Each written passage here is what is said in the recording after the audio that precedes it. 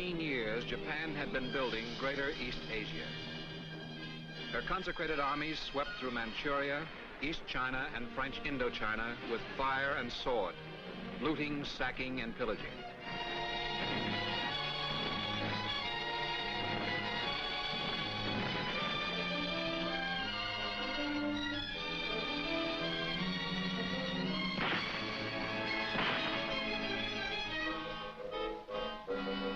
But to the south lay the real treasure. The East Indies, with their oil, their tin, their rubber. England, France, and Holland were all engaged far on the other side of the globe. The Japanese had little to fear from them. In treacherous defiance of treaties, he had already fortified the mandates to the east. With the riches of the Indies in his hands, he could stand like a colossus across the ocean trade routes of the Orient. The only power the Japanese aggressor had to fear was an opposing sea power.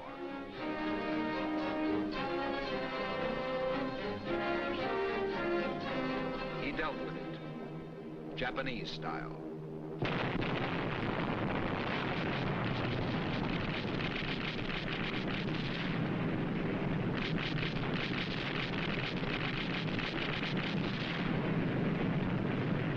Midway, Wake, Guam, the Philippines. With our fleet immobilized, the Japs seized control of the Pacific, an island empire of 17 million square miles.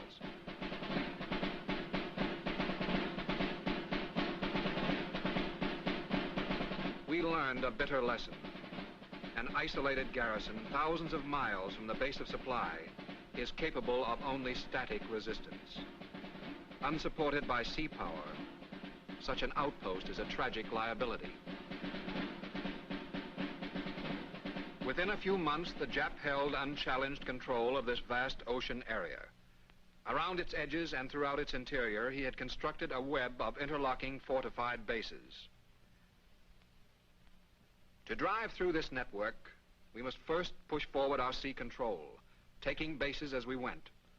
For the sea was the only avenue of approach, and only with command of the sea could we advance our air and land power into position to strike at the homeland.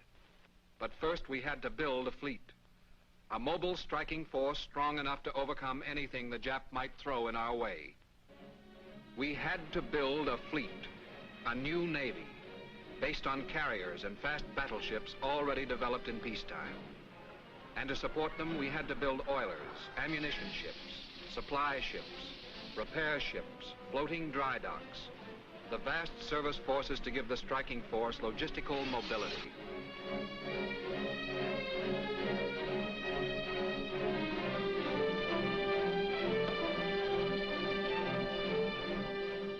But the Jap was still in command of the sea. He could strike anywhere, anytime.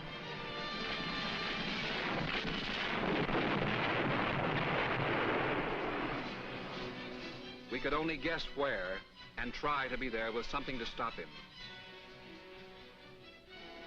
In May, he attempted an amphibious advance on southern New Guinea. We checked him at the Coral Sea.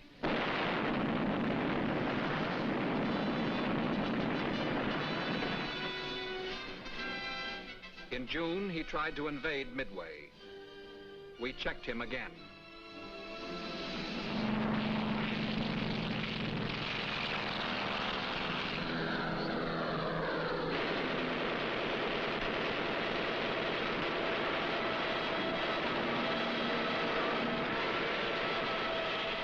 By July, he was completing a base on Guadalcanal, preparing to cut our supply route to Australia. We couldn't wait for ships that were building or troops that were training. We must stop him with what we had there and then.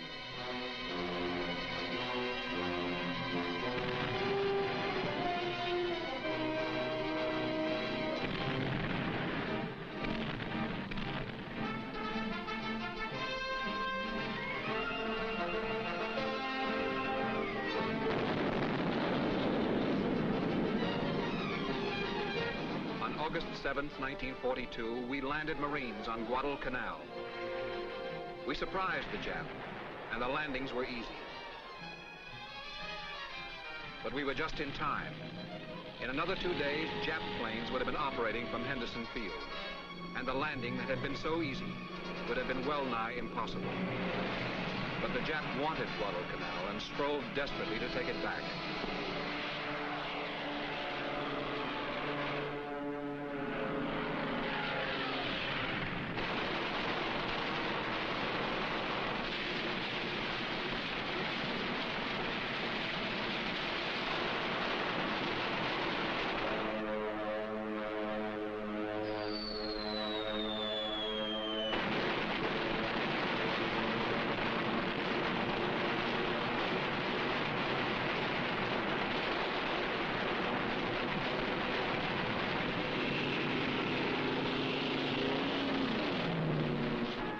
Carrier duels and in furious close-range night actions, our Navy slugged it out with his.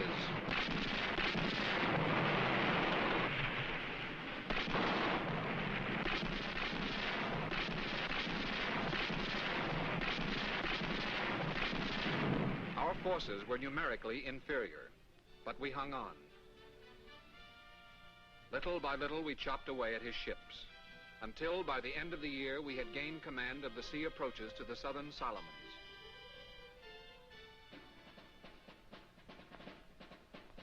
In 1943, the Marines were relieved by the Army. Our victory had decisively stopped the enemy advance, throwing him from offense to defense. We had reversed the wartime strategy of the Japanese Empire.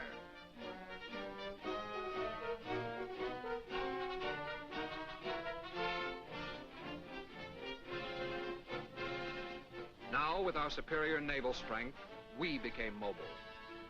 Our courage at sea and our industrial skill at home had tipped the balance of sea power. From now on, the Jap would have to fight for what he had. February 1943. We made an amphibious assault on the Russells. June, New Guinea and Rendova. July, New Georgia. August, eastern New Georgia. October, Choiseul. November, Bougainville. The early phase of our island-hopping advance was slow. We still lacked the carrier strength to support long overwater advances. While we waited for carriers, we had to use islands. An island airstrip may be unsinkable, but unlike a carrier, it cannot be moved. In close support of an amphibious advance, the range of aircraft is about 150 miles. For longer jumps, we needed more seaborne air power, more carriers, more mobility. Meanwhile, our northern Pacific forces had ousted the Japs from the Aleutians. Both our northern and southern flanks were secure. Now, through the Central Pacific, we advanced to Tarawa. From Tarawa, we advanced to the core of the Marshall Islands defenses, taking Kwajalein and Eniwetok.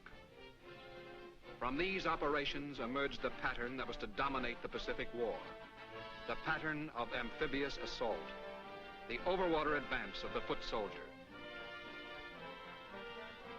For it is the foot soldier who seizes and holds ground.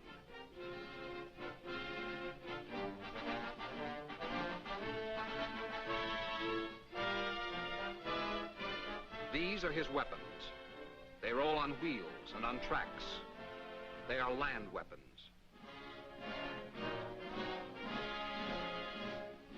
But the infantryman's longest advances with these weapons are made over water. Sea power puts him where he can go to work. Command of the sea determines where the land war will be fought. The Naval Attack Force transports, protects, and lands the infantryman and his equipment. On the way to the new front line, the foot soldier and all his fighting strength are bottled up in ships, helpless against enemy attack. Destroyers of the attack force protect him from submarines. Planes from escort carriers patrol the surrounding seas and shield him from enemy bombers. Later on D-Day and afterward, planes operating from these floating airfields will give him close air support, staying until airfields have been built and shore-based planes brought in. Battleships and cruisers will serve as heavy artillery for the troops, clearing the beach and smashing fortified shore positions. Days before the infantryman hits the beach, the spearhead of this overwater expedition goes into action, hundreds of miles ahead of the objective. This is the Naval Covering Force. Vast carriers, vast battleships, cruisers, and destroyers.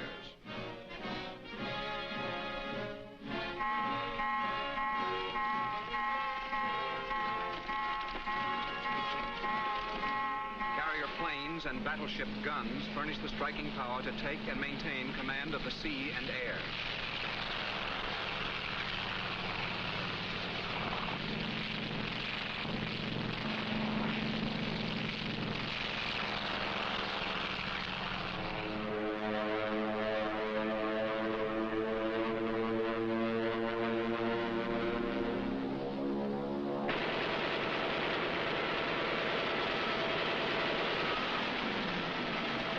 Carrier planes beat down enemy air strength on distant fields, sink supply and troop ships, spiking possible reinforcement attempts. Before the landing, the covering force thrusts deep into enemy waters to smash any attempted interference by the enemy's fleet. This force is G.I. Joe's insurance that the enemy he meets on the beach will get no help from home.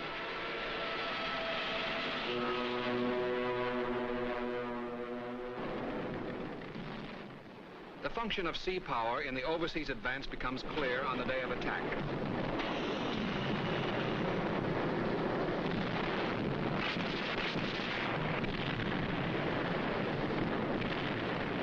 Battleship, cruiser, and destroyer guns pound the enemy's defenses. Planes from the floating airfields bomb and strafe defensive positions. Rocket ships plaster the beach.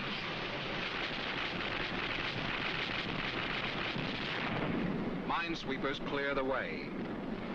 Underwater demolition teams blow up beach obstacles.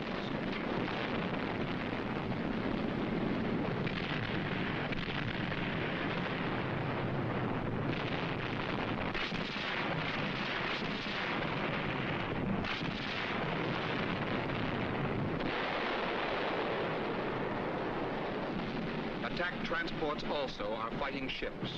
Their projectiles, boatloads of troops.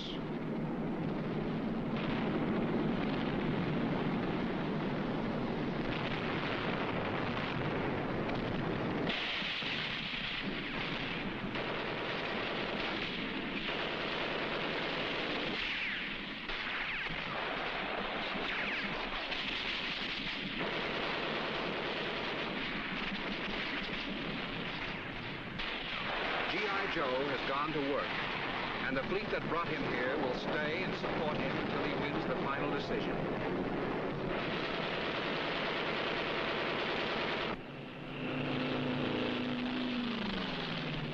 This is the pattern of amphibious assault. To put one foot soldier and his weapons ashore has required the fighting power of 3 men of the Navy.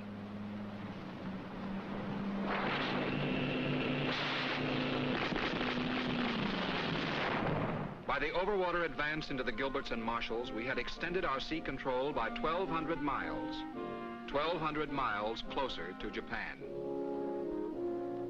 And the Japanese, failing to contest our advance with their fleet, had conceded command of the mid-Pacific. They had forgotten that the static defenses of island bases, no matter how strong, must be protected by the mobile striking power of a fleet. Without sea power, the unsinkable carrier alone could not command the sea. The Jap realized that a fleet requires bases, but he forgot that bases require a fleet. Meanwhile, we had cleaned up the Central Solomons and were slowly advancing along the coast of New Guinea. Now, with adequate carrier forces available for support, we could make a long amphibious jump from Leh to Hollandia, bypassing 50,000 Jap troops. Without naval air power, this long advance could not have been made. The fast carrier task force provided the sea and air striking power to command the sea approaches to the objective. The jeep carriers of the attack force functioning as floating airfields, provided the close air support that up until now had been limited by the short range of our island-based planes. Again, the pattern of amphibious advance, of sea power enabling the overwater advance of troops, determining the point of attack. The Jap wondered where we would strike next. The Marianas, Tinian, Saipan, Guam were one bet. Truk was another. For years, the Jap had been fortifying Truk. Guns, troops, airfields, planes, defenses of all kinds. A chain of airfields linked Truk with the homeland. But most important, Truk was a primary naval operating and repair base. With the main strength of the Japanese fleet protecting it, Truk was the key bastion of the empire, commanding the approaches to the homeland. With land-based airstrikes from Eniwetok and the Admiralties, and with naval guns and planes, we harassed the Jap. Too precious to risk in combat, his fleet withdrew, leaving Truk with static defenses alone. No longer a base, Truk was now only an island, only a rock in the middle of the ocean highway. Unless we tried to assault it directly, Truk could not even hurt us. Now, there was no need to invade. As a base for future operations, the Marianas would be just as useful. Our weight of sea power gave us the choice. We chose the Marianas. On June 11th, 1944, the attack forces appeared off Saipan and went to work.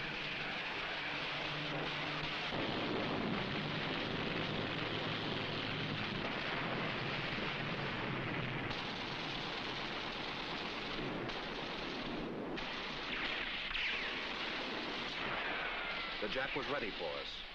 It was tough going.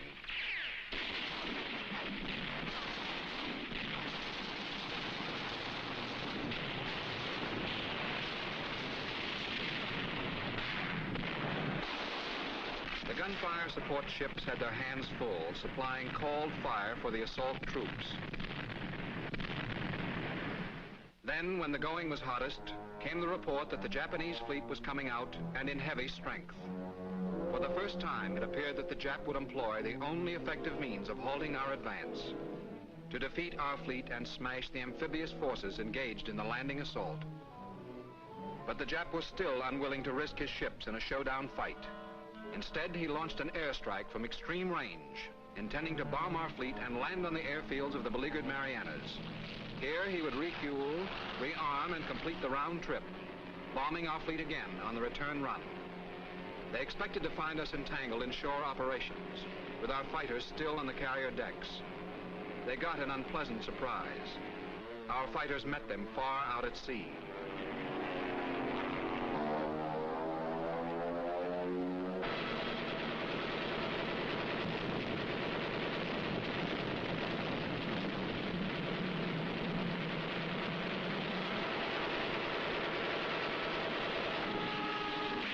Only 18 Japs broke through our fighters, and 12 of those were shot down by our ships.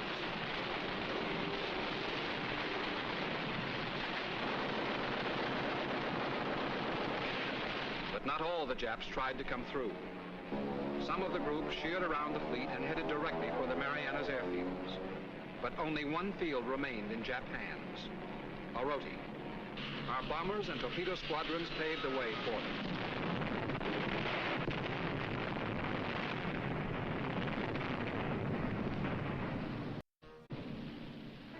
We got 402 Jap planes that day, wiping out the air groups of the entire Japanese fleet. The next day, the planes of Task Force 58 returned to Corps.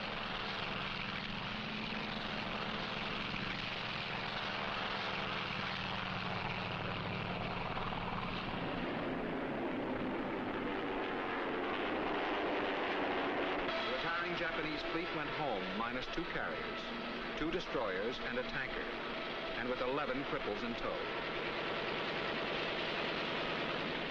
The infantry could proceed with their business without fear of further interruption. By August, all organized resistance had ceased. The Marianas were ours. We had gained in Guam the bases to support further operations throughout the far Pacific. We had the sea power to keep open its communications with the mainland. We had gained the shore facilities from which to mount further amphibious advances toward the Japanese Empire.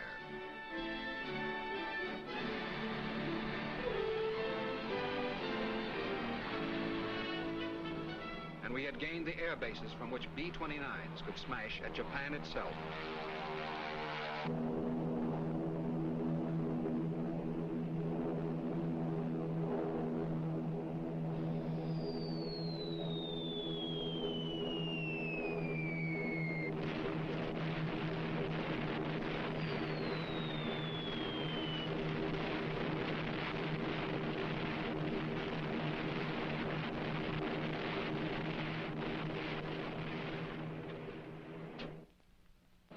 The pace of our overwater advance continued to mount.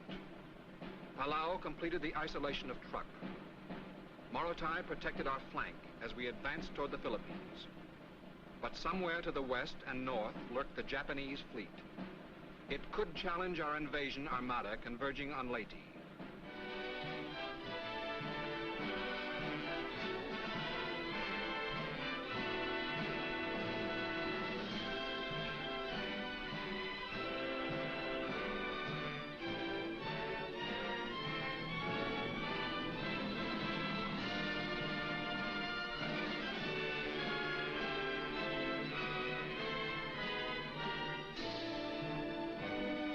Japanese sea power was not on hand to oppose our landings. But while we were most vulnerable, the Japanese fleet closed in from three sides. The Jap finally saw that only a decisive victory over our fleet could stop the overwater advances that were rapidly driving him back from his stolen empire. But we were ready for him.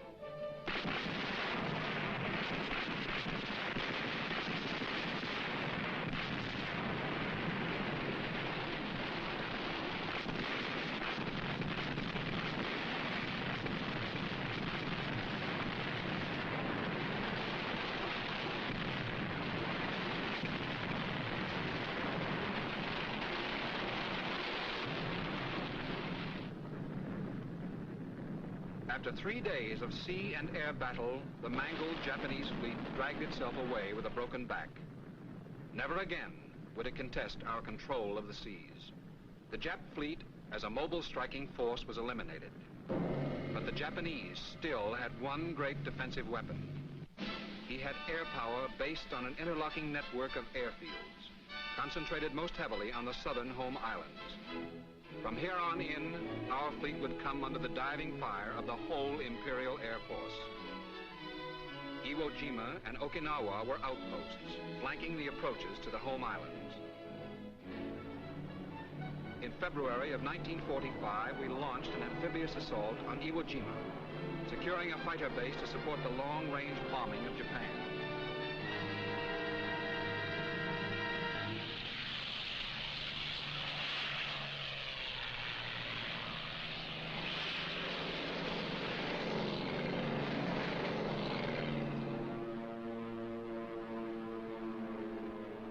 In April, we landed on Okinawa.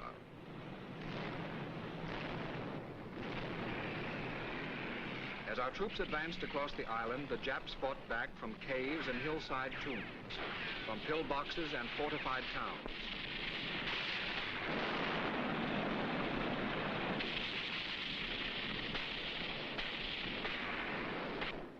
The infantry had to have support from heavy naval guns, cover from shipborne aircraft.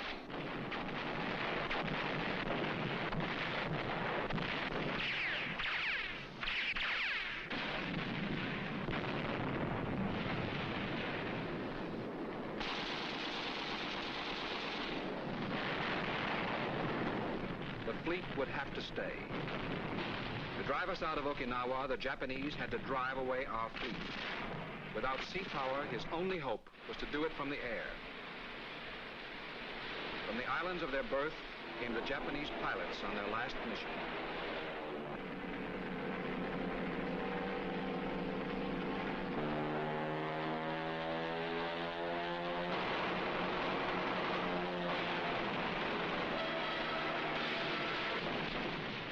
was land-based air power in its deadliest form. But we stayed and fought it out.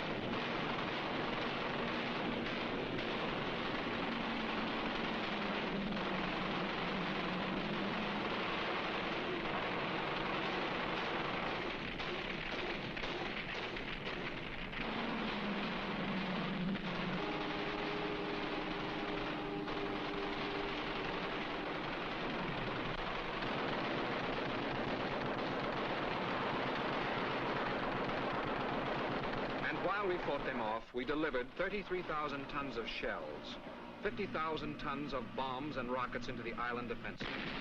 We flew 20,000 sorties from our carriers in close support of the ground troops.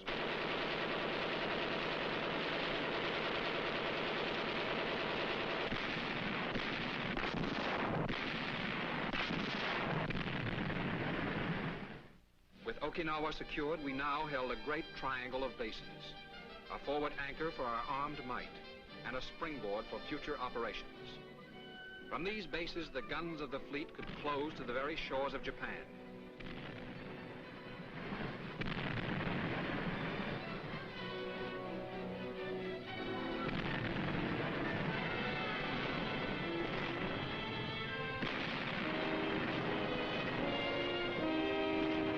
From these bases, our shore-based air power could hammer the cities of the homeland.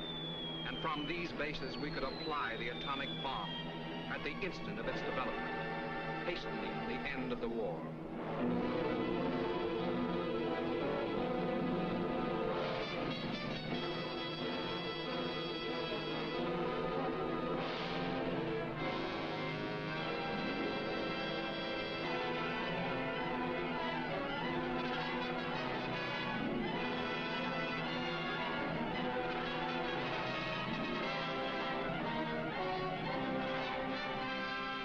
The Pacific War was a struggle for sea power, the greatest naval war in history.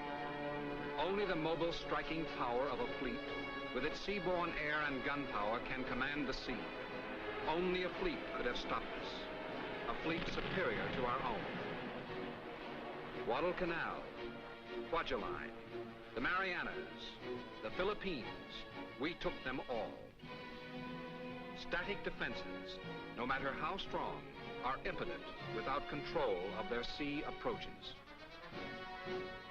The Pacific was the arena, the sea the avenue of approach, and sea power the means of advancing.